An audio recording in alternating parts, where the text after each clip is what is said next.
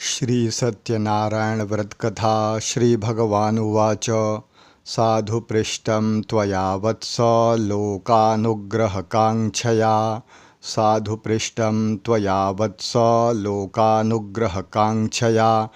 यत्कृत्वा मुच्यते मोहात् तच्छृणुष्व वदामि ते यत्कृत्वा मुच्यते मोहात् तच्छृणुष्व वदामि ते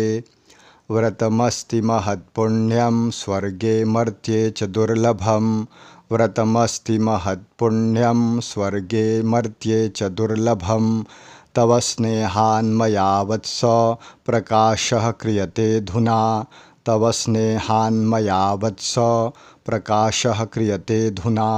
सत्यनारायणस्यैव व्रतं सम्यग् विधानतः सत्यनारायणस्यैव व्रतं सम्यग् विधानतः कृत्वा सद्यः सुखं भुक्त्वा परत्र मोक्षमाप्नुयात् कृत्वा सद्यः सुखं भुक्त्वा परत्र मोक्षमाप्नुयात् तच्छ्रुत्वा भगवद्वाक्यं नारदो मुनिरब्रवीत् तच्छ्रुत्वा भगवद्वाक्यं नारदो मुनिरब्रवीत्